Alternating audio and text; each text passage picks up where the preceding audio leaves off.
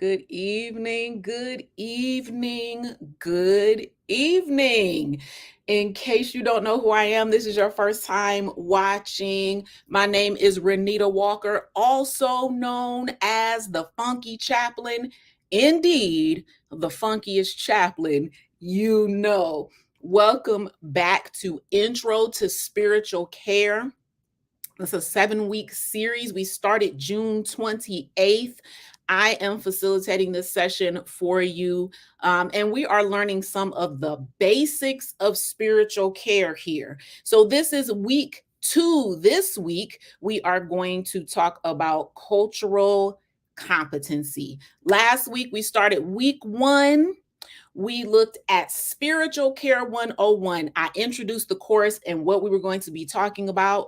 We differentiated between spirituality and religion. We talked about how a good illustration is spirituality is the ocean, religion is the boat. Reality is spirituality is very broad, religion's a little more narrow. We talked about the evolving nomenclature from pastoral care to spiritual care, because pastoral is really familiar to folks from a Judeo-Christian ethic, but not necessarily inclusive of folks that are not from those traditions. So we talked about spiritual care encompassing everybody, people of faith and no faith.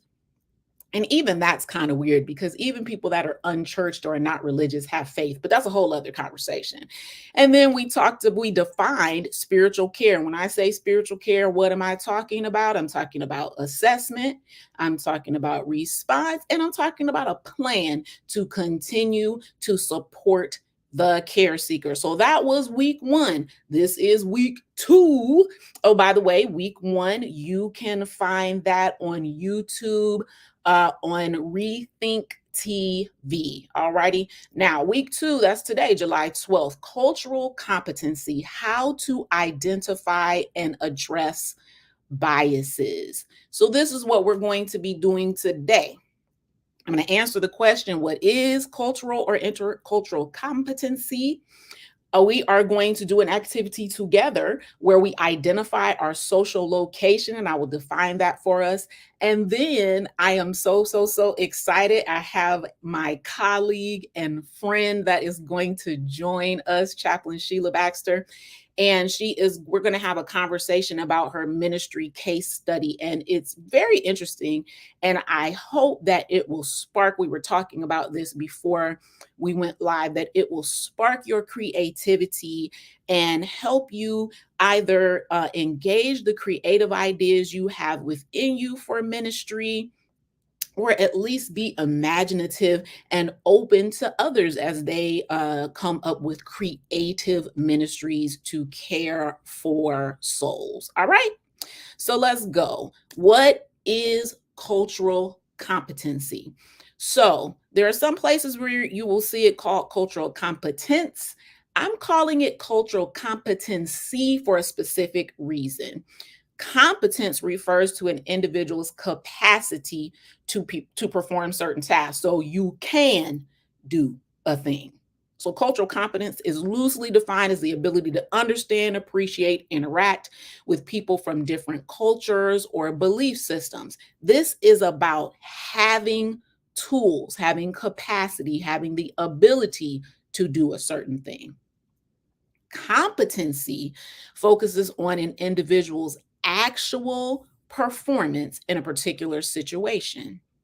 Cultural competency, then, is turning the capacity, the ability, the tools into repeatable, reliable behavior.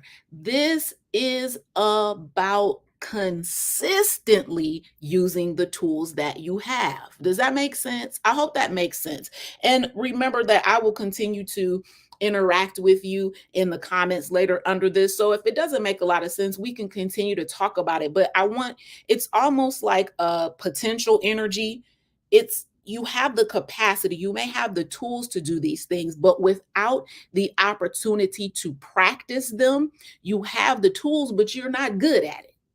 The competency is about the actual performance. We want to take the tools that we have, we want to be adept in using them and turning it into a repeatable, reliable behavior. So think about a carpenter.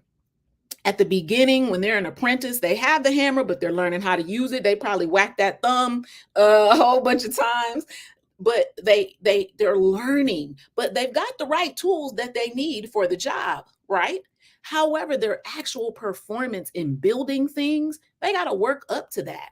That's something that they have to learn over time. They have an apprentice that will check their work and do all of those things. So while you may have the tools, we want you to be able to consistently use those tools and have a reliable behavior that allows you to be inclusive and interact with care seekers that might need your care no matter where they're from.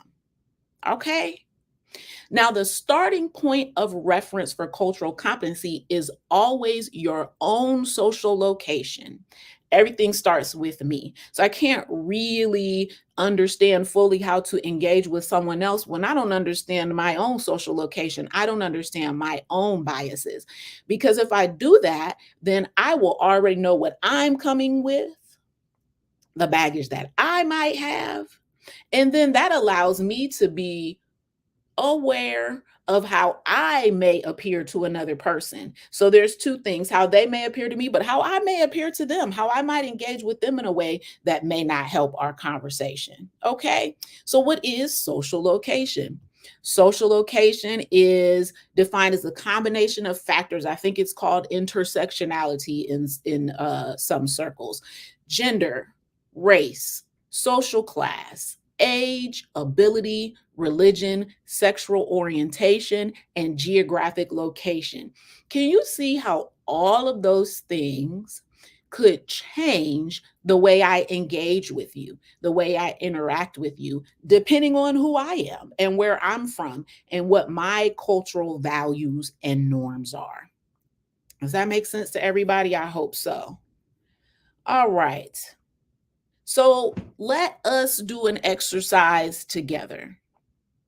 I'm going to use myself as the example, but I'm going to ask these questions and I want you to be answering these questions for yourself and thinking through this exercise together. Gender. What is your gender? So I am a born female, presenting female, cisgender. What biases might there be in that gender? Well, I think about even kind of patriarchy and the way that women have been socialized to be. And so there are a lot of ways that I'm socialized to be that are going to affect the way that I engage with someone. If I believe women should be demure and nice and quiet, if I encounter another woman that is loud and outspoken and sure of herself and assertive, I'm going to be perhaps offended because she doesn't present the way that I think she should. And can you see if that person is seeking care, how my not knowing that that bias is there might cause me to harm this person because they're not presenting the way that I think that they should present. I may not even know that bias is there if I'm not engaging these things and learning about them. If gender, if you're male, think about what privileges you have had just by being born male in a society where patriarchal rules are the norm, where men have all the power. You may be socialized in a similar way to the woman, where, listen, a woman is challenging you perhaps at work. She doesn't agree with everything you say and she voices it. You may not even know you have that bias there, but it is going to attend every interaction that you have. So the thing about social location is for me to know what I come with, to know what's in my backpack. And listen, I want to be clear with you all that we can do this without judgment. There's no need to judge it. We're all socialized in a particular way, and this is just about awareness. If you approach it with judgment, you make it harder to really engage and to get in there and to explore because there's judgment involved. Doesn't need to be. Doesn't need to be. This is just about exploring the kinds of ways that I've been socialized and the kinds of things that I come with. Let's go on. Race. Well, if you grow up in a country where race has been politicized, is race even really a thing? What does it mean? For my white folks that might be following, whiteness has been a politicized, socialized thing, but it's not actually a thing. Your ancestors are from Ireland, or your ancestors are from Scotland, or your ancestors are German, but whiteness is not a thing. So when you're socialized that way, you have to think about what kinds of biases uh, may have come with that. Do you understand what I'm saying? Now, if you're Black, then you also have to understand the biases that come with that. And race and social class are really very, very much tied together in the economic system that we're in capitalism. So be careful that you can't really separate those things. And I'll give you an example. I grew up, I'm Black. I grew up in the suburbs. Well, I attended school with a majority white population. My parents moved to the suburbs when I was in elementary school. They had bought a house in the hood, and the crack epidemic was really starting to take off. And so they did what they thought was best for their family. We went to the suburbs. If I'm not careful, I can have a bootstrap mentality because I know people that got out of the hood and did it. So why can't you? And so I have to be careful even for myself, race and social class, the way that those things are tied and understanding what comes with it.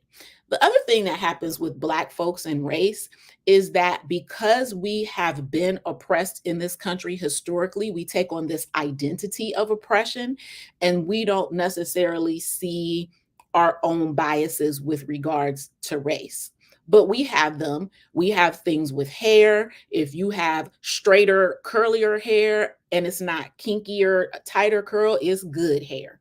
If you are darker than a paper bag, like we have those things within even our own racial identity that we judge and push people down with. So be careful that you don't think, oh, well, I'm Black, I've been oppressed, I don't oppress anyone, I don't have those biases. But we do.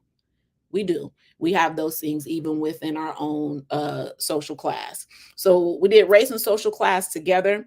Age. Oh my gosh. I'm so tired of seeing this boomers against millennials thing and the Gen Z this. And now I'm Gen X. Nobody ever talks about us anyway. We are the forgotten generation. But I'm so tired of seeing the biases really just come to it's adversarial all the time when it doesn't have to be if we understand the biases that come along with our age. So yes, baby boomers are going, you've got some biases that come along with your age, but if you know what it is and you can engage it, then you cannot, look at millennials and judge, but just know that you come with a particular bias and to be aware of it and to remain open to the possibilities of what anyone can bring to the table because we all have wisdom and we all can contribute, right? Ability. Oh my gosh, we live in a severely ableist society. If you've never had any disabilities, sometimes we don't even think about what it would be like to be disabled and try to access some of our spaces or try to be included in certain conversations. I mean, even the American Disabilities Act is not old. It's not old. It's fairly recent where buildings even had to be brought up to code so people with different abilities could be able to access buildings. And so if you have always been able bodied, you might not even think about what biases you have. If you see somebody with a handicap sticker pull into a parking space and they walk normally and you get upset, bias, because everybody's disability is not visible, but you have a preconceived notion. You understand how things are just kind of woven into our everyday lives because it's socialization. Religion. Are you Christian? Are you Judeo Christian? Because in this country, you have a bit of an upper hand. There are all the Supreme Court rulings and like, okay, if prayer is allowed, then anyone should be able to pray. If you don't believe that, then there's something happening. If we're providing freedom to everybody, then it's freedom for all. Yes? No? Well, then that's something that's in your backpack to unpack and know how you engage people of other religious preferences. I grew up in the 80s. Everybody else was wrong. That was literally what we were taught. We're right and they're wrong. And it's a really divisive way to be. And being a chaplain actually is the best thing that happened to my spiritual life because I then had to provide spiritual care to everyone. It didn't matter what their religious preference was, except in that I needed to point them back to it and help them explore what was important to them. Because, I mean, I could proselytize to a sick person, but when I'm gone, how does that help them? It doesn't really help them engage their own beliefs about what helps them in tough times. So being a chaplain really was helpful in that I had to engage my biases and I had to really unpack them and work through them so that I could then provide spiritual care to everybody and have it be a joy to do. And I'm telling you, the best thing that ever happened to my whole life. I really have enjoyed being a chaplain and meeting so many different people. But I had to unpack those biases that my religious preference gave me in this country, things that I heard and never really unpacked, but they affect you. Sexual orientation, if you are cisgender and heterosexual, you won't have a problem with a whole lot of things in this country. If you are expecting equal protection under the law, however, and you are lesbian, gay, bisexual, trans, you're going to have some problems. And people that are cisgender, heterosexual, we absolutely have attending biases from how we were raised and how we were socialized. And then if we combine religion in there as well, we have biases to how we look at people and what we think about them. And I said in our last session, it's really hard to provide care for people you're looking down on. You think you're better than. That's pity, not care.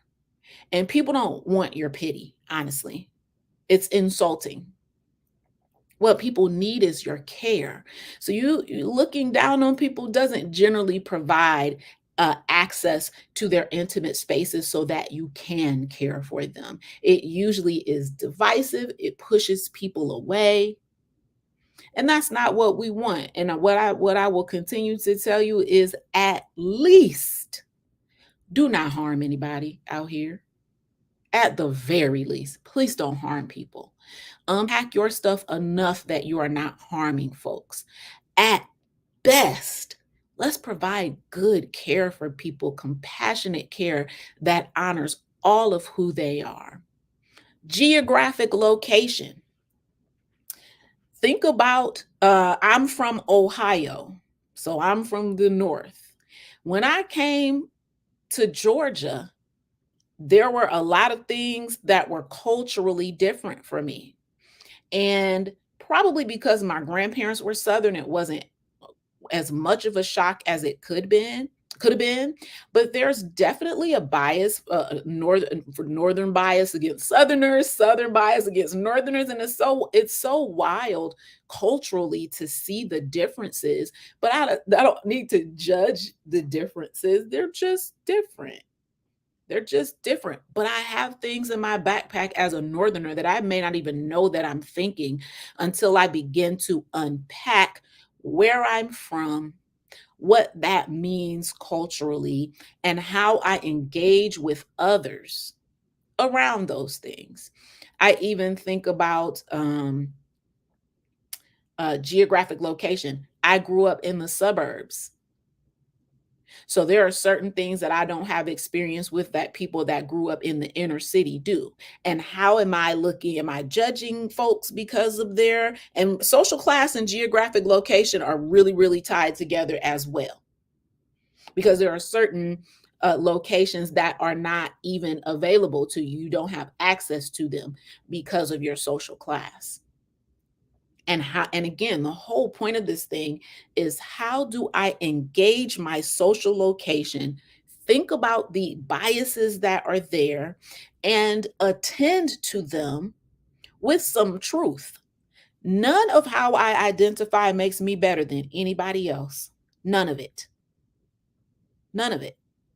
And so if I can have that awareness of who I am, know that I'm on equal footing with everybody else, no matter how they identify in these particular locations. But know that being socialized in this country means that I definitely have biases that come with these things, and thinking about how they impact how I'm going to care for another person. Okay. Now we're going to get to the good part.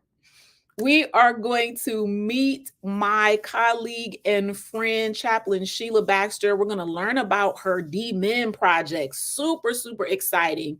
And then we're going to, we're going to have a discussion. I said it's kind of like a kitchen table discussion, where you will get to see kind of the conversations that Chaplain Baxter and I have with each other regularly, um, just as colleagues and friends, and talking about how, we are going to bring the church into this modern age and come out of the church and begin to care for folks where they are, not expecting them to come to us, but going to care for them where they are and meeting their needs where they are in the marketplace.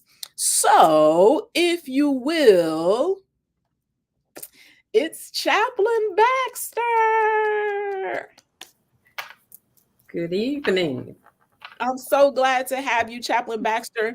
Tell us. I told Chaplain Baxter I'm gonna let her introduce herself, because I don't want to tell all her business, because she's quite a woman. So I'm gonna let her tell you what she wants to tell you. So just introduce yourself and then tell us a little bit about your D-Man project.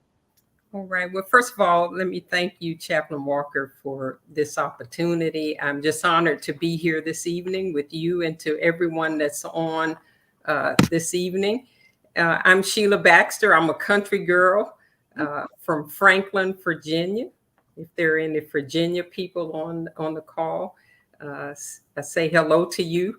My background, just briefly, I served in the Army Medical Department for 30 years. I served and led soldiers, and then I have 10 years of experience at the Atlanta VA working with homeless veterans, and that's where I met Chaplain Walker, and we just connected together. And ministry is about partnership.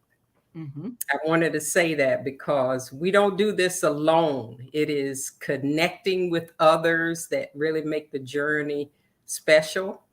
And so I retired last October from the Atlanta VA, but I did not retire from ministry because ministry continues to happen.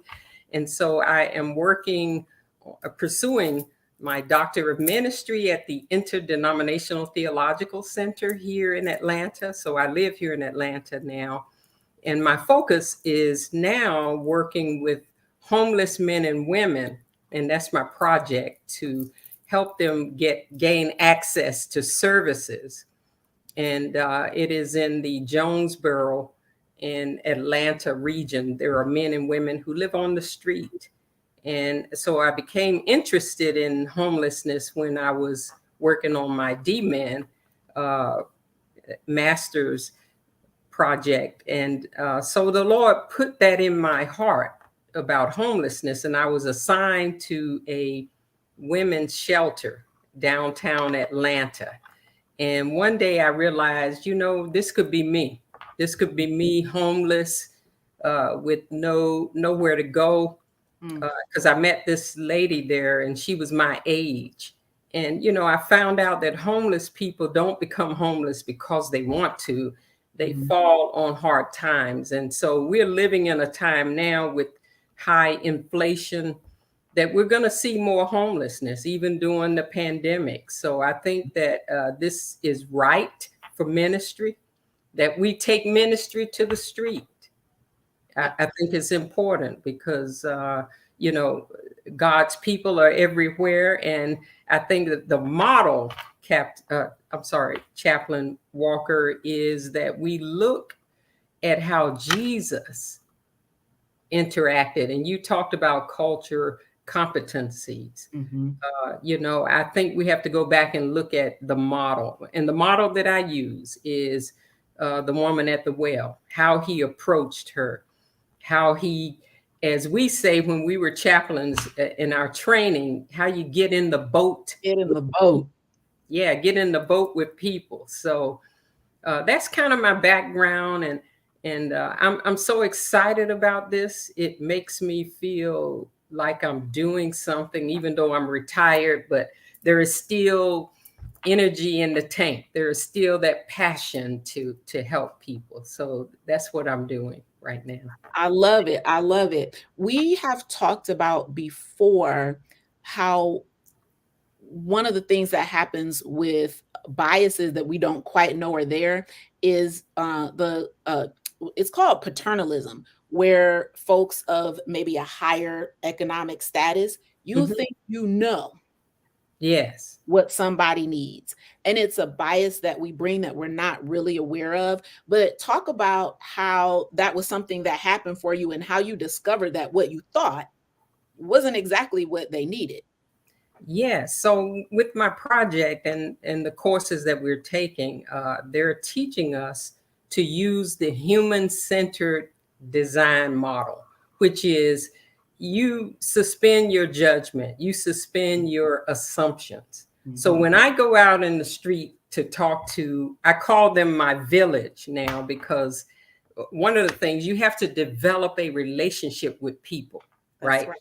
That's the first thing. And it is about being humbled enough to say, sir, ma'am, how can I help you? I'm here to help you.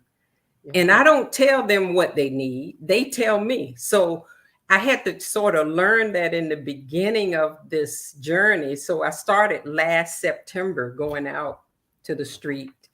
And I got to tell you, it's been so rewarding. I've learned street theology.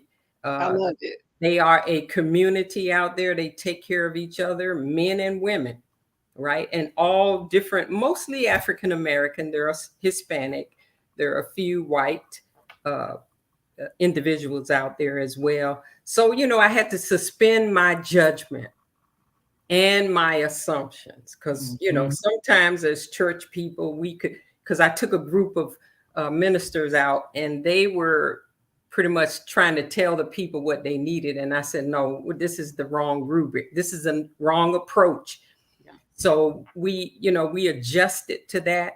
And I noticed that when I got on their level, got into the boat with them, and just, it's the human element. We can never forget that people are human. Yes. And they have some of the same needs that we have. So engaging, what I notice is that I try to be consistent. I go every Sunday. So, because one of the things I learned is that they told me, well, people would come out and say that they want, make promises and they never show up again. So that was a clue to me to be consistent, right? If you're consistent, and then, the first couple of times we took food out, right? because you can't really, they're not going to talk to you until you meet their need. They're Right? hungry. They're hungry. So and I didn't take a Bible with me or anything like that. I did tell them I was from the church down the street, but it was a while before we really shared the word with them. Mm-hmm. One day the Spirit said, pray with them. Mm-hmm. So I had to be led by the Spirit of God. But I wanted to get on their level because I'm a boot person. I like to be on the ground with people. And check this out. I look them in their eyes. Yes. And I 'Cause know they're their people. names. Yes, they're people. And I know their names. I know most of their names, right? And so there is something, I learned something. It's something about a name, knowing their names. That Yes. gives them dignity, right? And Yeah. so in my research, some of the books I'm reading is that some homeless people feel invisible because people will pass by and they won't even look at them Yeah. for whatever reason. So when you talk about those competency, one is humility and love and compassion, Yeah. right? And those are all the things that we are to do as chaplains, as spiritual people. Yes. Get in the boat with people. Look at them in their eyes. It's nothing about why not talk to them on their level, and Yeah. and know their names. Yes. Thank you for that. Something you said just lit something aflame in my brain, Mm, that the answer to bias is humility. yes. The answer to bias is humility, that by knowing the stuff that I bring with me can make me think I'm better than someone, that the answer to that is really humility, is knowing that we are on the same level. And like you said, this could be me. Yes. This could be me, one different decision, one different circumstance in my life, and that could be me.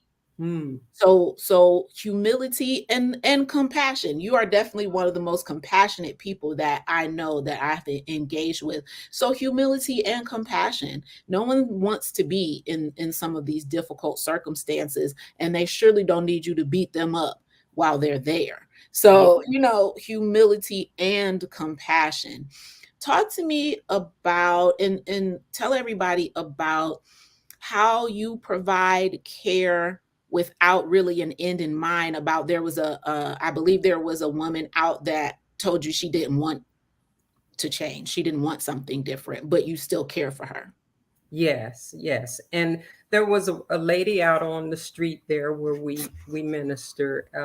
We were just approaching each of them, and she was gracious, but she said, "Ma'am, I just wanted to let you know I'm not trying to get off the street. I'm on drugs, and that's where I am right now." And I told her, I said, "Well, thank you for letting me know, but we're here for you. Anytime that you change your mind, if anytime that you want to talk, we're here for you."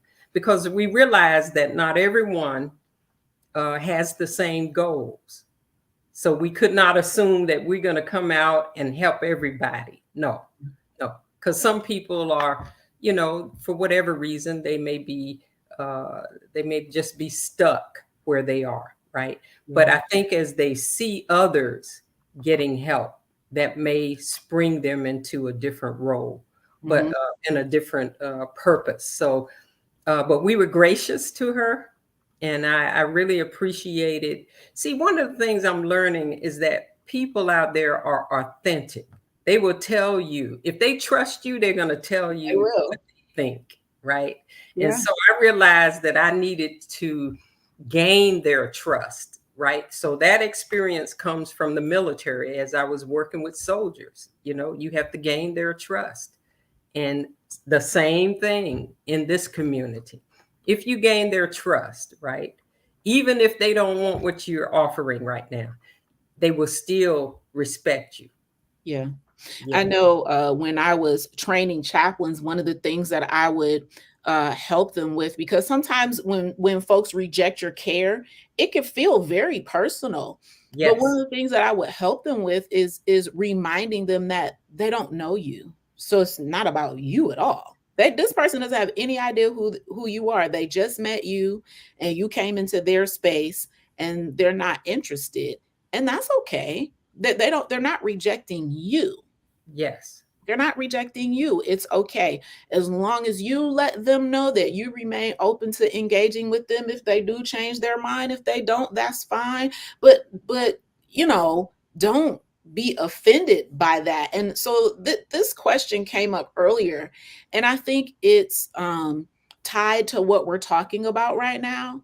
If someone that you're wanting to provide care for does not want the thing that you're offering, there could be a lot of different reasons. You haven't formed a relationship with them, you have not won their trust, maybe they just don't want it.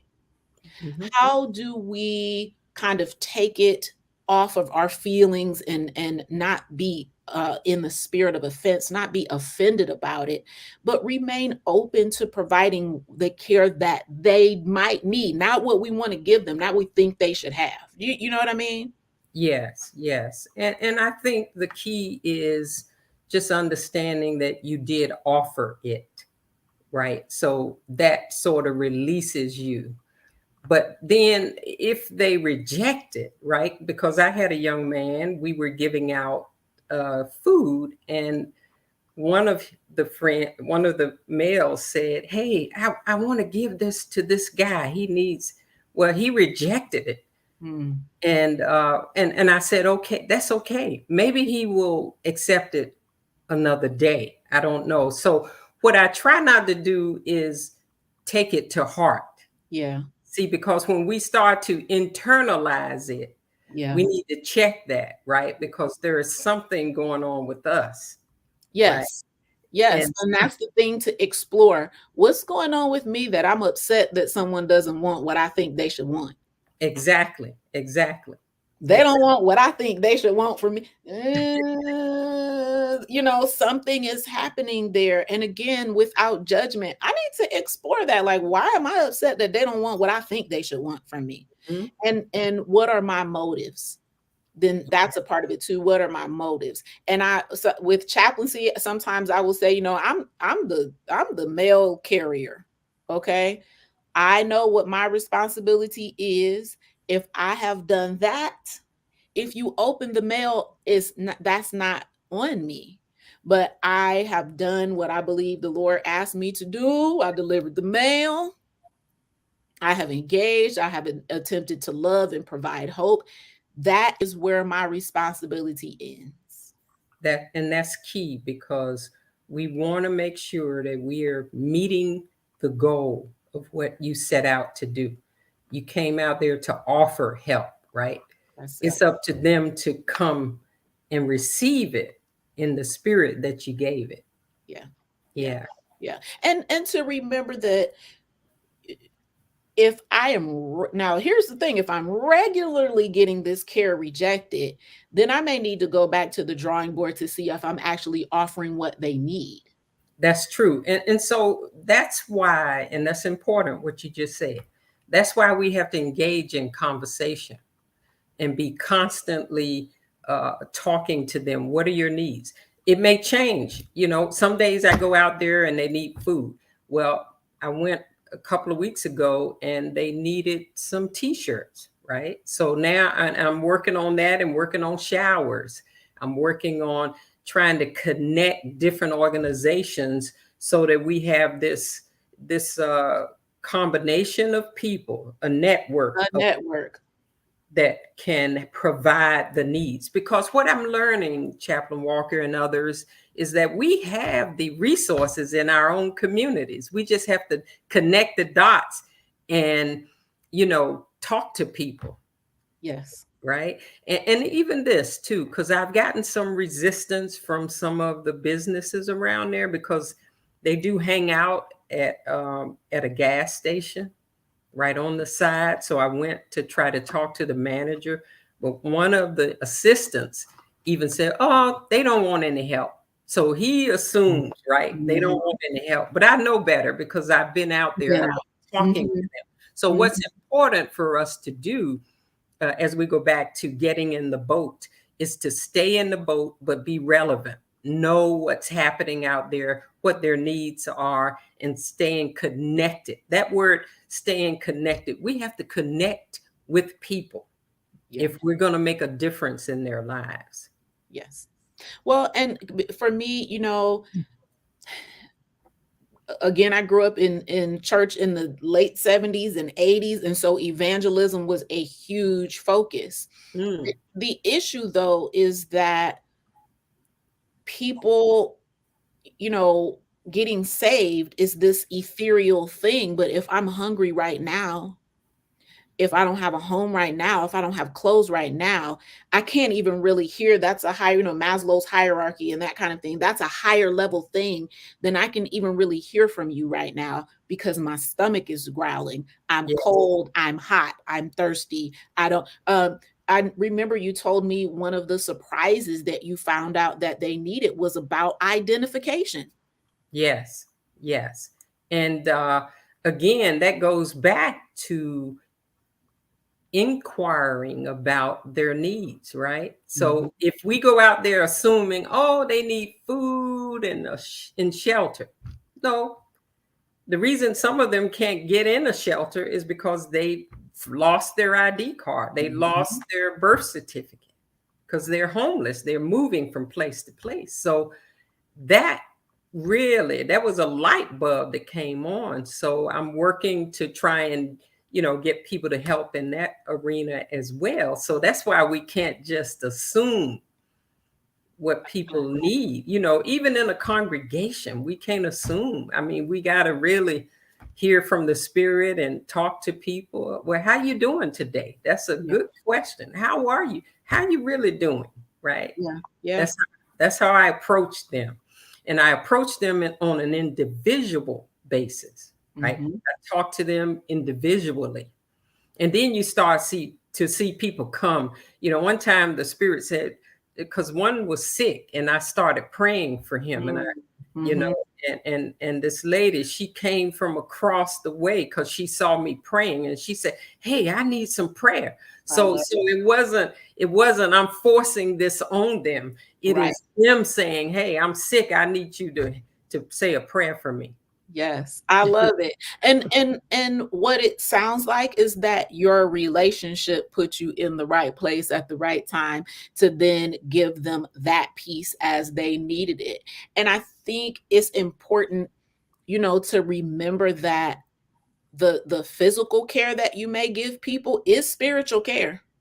When you Yes. are immediate, you fed the hungry, you clothed the naked, you gave water to the thirsty, you visited the folks that were in jail. That physical provision of care is what we are here to do. And people don't always need a sermon. Because Right. if you love them well, that's your sermon right there. And then they will be open to other things later. But recognizing that our biases impact the things that we think people need, because our biases are speaking. And if I've never been there, how would I know? Really? How would That's I know? How would yeah. I? Yeah, so I love having this conversation with you. I really do. And I hope that people are starting to think like, oh, okay, well, I have God led me to talk to this group of people, but I don't even really know what I'm supposed to be doing. You're supposed to be loving them.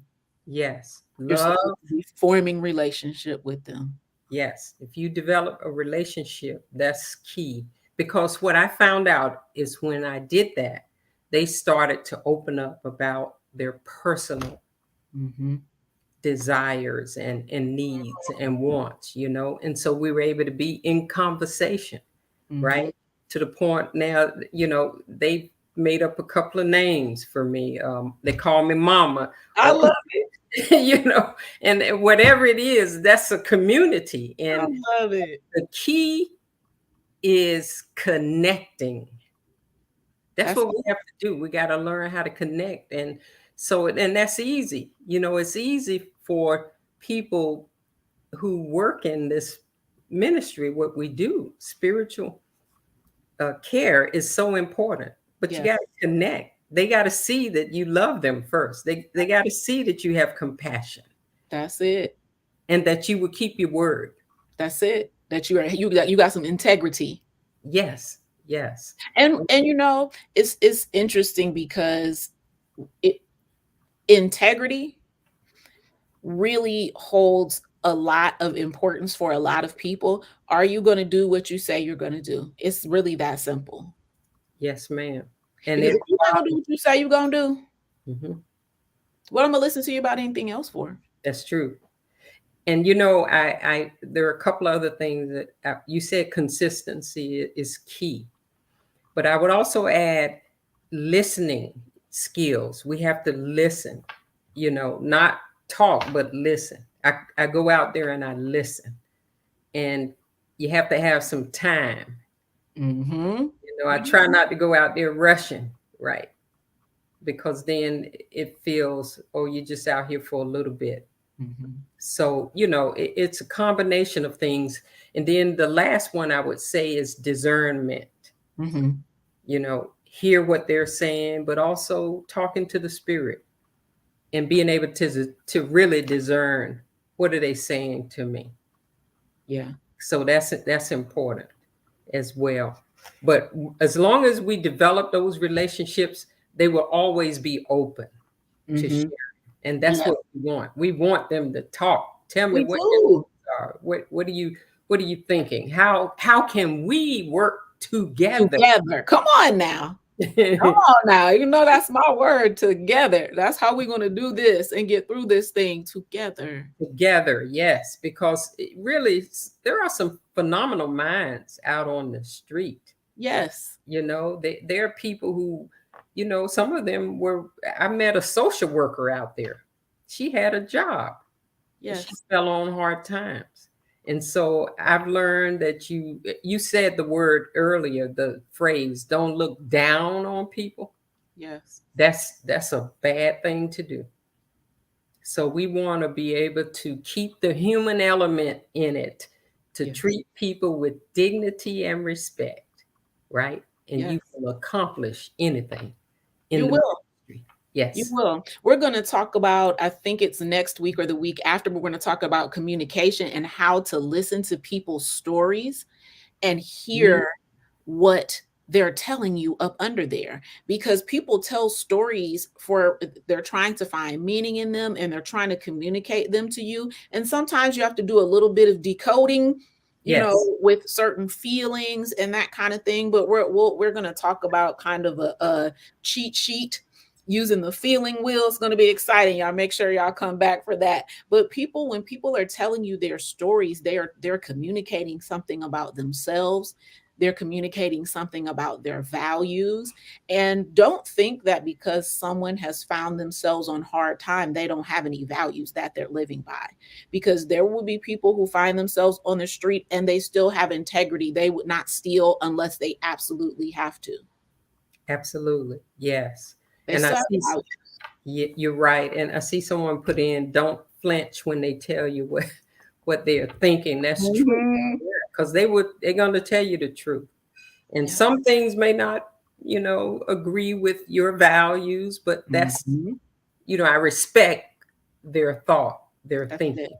That's it. And Absolutely. that's the way to go. I mean, we're humans. And if we're on the same level, if we really believe we see ourselves on the same level, then you don't have to agree with me.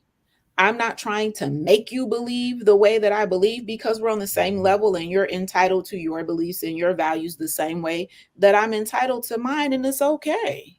Yes. It's okay. And part of respect is actually, and you and I know this as chaplains, but part of respect is engaging what's important to them anyway, not trying to put onto a care seeker what's important to me and then make it important to you too. Yes. I want to explore, if you're a care seeker, I want to explore what's important to you. What's important to you, what's meaningful to you, what kind of things do you need to feel that your life has purpose and your life has meaning? Because just because someone does not have secure housing doesn't mean that their life does not still have purpose. Hmm. That's right. And so that's the whole idea is seeking that information so we can help them find meaning and purpose in their lives. That's it. And that's the whole goal. And we know that we're going to always have people on the street homeless, but we can do something about it, That's right? it. just because they're out there and we pass them. See, one of the things, I pass that area when I'm going to worship. There's always a heaviness that comes over me because I know that we can do better. We can do more. So the question is, what is the role of the church Oh my, now in homelessness? let's get into it. What is the role? What is the role? You But seriously. Yes, ma'am. The role, so I'm engaging with some pastors because many churches do great things for the homeless. They give out clothing, they have food pantries, and those are all great things. But I want to take it to another level. Can we get them off the street? What are some of the things that you can use your influence, Yes. pastors, to connect these people? Yes. Because we own the community. So let me just paint a picture here. In Forest Park, where I'm talking about these men and women that are homeless, there are 18 churches and one homeless shelter. So tell me, I mean, so the question is, what are the churches doing? You got 18 of them. So What are they doing? yes, I'm going around, I'm asking questions, I'm doing inquiries. Many of the churches say we have food pantry, we have clothing closets. That's all good, but I want to stretch us to more. There is another way to do this, and I believe that and I'm not going to give up. I'm talking to people, I'm pushing, I'm even going to businesses and saying, hey, what can we do? Because these men and women live in the back of your gas station. Yeah. And so that's where I am with this. And I did want to share tonight. Yes, there share. is a powerful resource, and this book is Another Way: Living and Leading Change on Purpose. Yes. Right? I hope you Who's can the see. author? The authors are Stephen Lewis, Matthew Williams, and Dory Baker. Awesome. It's an awesome book, and it talks about another way, and it pushes us to think about what are other ways to develop. We're talking about being in this pandemic. Yes. Churches and members, and some of them are not coming back. So pastors have to think about, how do I do ministry online and in person? And how do I use this space now that maybe I was using it in a particular way before, because we had a lot of in-person ministries and meetings and all of those things. But now that we don't, how can I use this space perhaps creatively to maybe provide resources for the folks in my community? For example, if, we were talking about that people need IDs. How can I perhaps come up with a computer lab that people can use during the day to try to contact these states that they're from? Because I'm from Ohio. So if I lost my birth certificate and social security card, how am I going to get that? I got to contact somebody in Ohio. If I don't have a computer, how am I doing that? Right. And plus, if they don't have phones, a lot of the homeless persons on the street. Yeah. So how maybe can the church then use resources to help with communication, but maybe creative ideas about how to get these things done? And thinking about, I preached a message on Sunday, and I was talking about, certainly when people keep falling. I think Desmond Tutu had this example. People keep falling in the river and we keep rescuing them. But now we need to go upstream and find out, why do people continue to fall in this river? Like, what are the structures? What are the structural deficiencies that allow people to continue to fall in this river? So yes, we're going to rescue. We're not going to stand here and watch you drown. We certainly are going to provide some kind of safety net so that we can rescue these folks out the river. But like you said, with our influence, how do we now go upstream and engage the cities, the city councils, the governments to, like, hey, this in our community, these folks keep falling in right here. How can we fix this? Because we have influence. Black Yeah. churches still have influence. We do. And if we can use it to help the community around us, that's the key. That is the Yes, that is the key. And you're right. And I'm talking to others about my project, and even someone mentioned the Catholic Church and some of the Mhm. resources that they have. So I'm expanding it ecumenically, and I love it. yeah, I think it's going to be a long-term project, but I will please everyone pray for me. Thank you, whoever put the book title in the chat. That might have Awesome. been Dr. Gray, I believe. Yes. Great. Okay. Thank you so very much. That's an awesome book. I would highly recommend it for, any chaplain, any minister or spiritual person that are leading at, looking for ideas and ways to connect to in community, because Yeah, it takes a community it to does. make these things happen. It does. It Yeah. does. So we're coming to the end of our time together. What is your greatest aha takeaway from your project up to this point? Mm. I would say that the greatest aha moment is uh, two things. One, suspend assumptions. Mhm. You got to do that. Don't try to second guess. Uh, you got to be organic when you're in ministry. Talk to people, listen to them. Yeah, But the biggest thing is connection. I love it. Connection. Yeah. I And love it. and for me, that's important, because we got to look back at how Jesus did it, right? Mhm. He's the model. And the woman at the well, that was I love that story because of how he approached her. Yes. He did not condemn her. He got in the boat with her. He said, "Hey, can you give me some water?" Paraphrasing. Yeah. And And Chaplain Baxter, he got in the boat with her against the social against conventions of the time. that's it. Against the social conventions of the time. He ain't had no business being out there during the time she was out there. That's why she went. Because she was like, okay, Exactly. ain't nobody gonna be out here right now. Let me get on out here.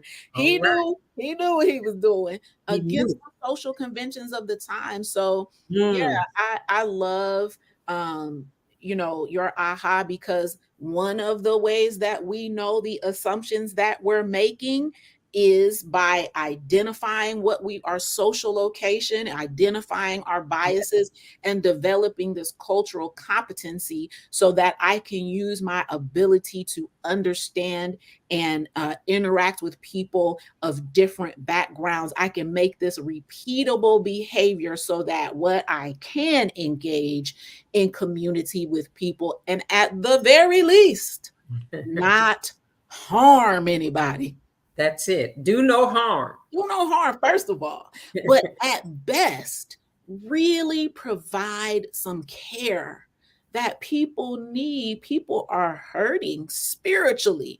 Can you Yes. imagine the spiritual damage of someone that feels forgotten and ignored? My. And Oh, one of the males out there, he said, "Hey, if you come out and you don't have anything, just your presence oh, makes a difference," right? So consistency, like you said, the trust. But if you connect with them, I don't care if it's raining, and you just out there for a little bit, it's okay for them. They yeah. just the presence, ministry of presence Come on now. is so important. It's so important being, like you said, getting in the boat with people, letting them know that they are not weathering this storm alone. Yes, sitting in the ashes with people Yes, and not being afraid to meet them in their hard place and meet them in their yes, grief and in their sorrow. And listen, I know that it's uncomfortable, especially because we live in a country that encourages us to push past our grief. I mean, all of the people that we lost during this pandemic, and we just got supposed to just keep moving like yes, nothing happened. And so I know it's uncomfortable to sit with people in their pain and to sit with them in their grief and to sit with them in their difficulty. But ain't that what Jesus did? The woman at the well was grieving. She didn't have no community. That's Now right. listen, yeah, did she mess it up herself? Sure, but Jesus didn't care nothing about that. She Mhm. needed community, and he was willing to be it in that moment when no one else was, and that's what Yes. we are called to do. That's what Beautiful. we're called to do. Well, we are at the end of our time together this evening, Chaplain Baxter. I knew this was going to be Thank you. a wonderful conversation. I appreciate you so much. I am really excited about the work that you're doing. And after being your colleague and friend and working with you, wow, since 2015 now, Yes. I appreciate your heart for people, your compassion and your care. And I know that those folks that you go out to minister to are blessed, but I know that you're blessed because of them too. I know that's your attitude about it. Yes, ma'am. I Thank you so much. This has been wonderful, wonderful, wonderful. I And enjoyed it. appreciate you and everyone that's on the line tonight. May God bless you and your ministries. Keep doing great things. Yes, God will continue to connect us. And, just it's all about people in the it community. it is. We can Thank do you this all for watching. Yes, we can do this together. We can care together. for people. We can spread the love and hope of God to our communities, to our spheres of influence, and each one ripple effect throughout the world. We can do it, and we can do it together. I hope this gave you all kind of a creative way to think about perhaps engaging in ministry and being aware of the biases that you may bring with you so that you can do no harm and at best really, really get out there and care for people. Meet us back here next week at 6:30. I believe we're going to be talking about communication. I will see you then. Thank you, Chaplain Baxter. Thank you. Great job, Chaplain Walker. I really appreciate you. You are my hero. Amen. Amen.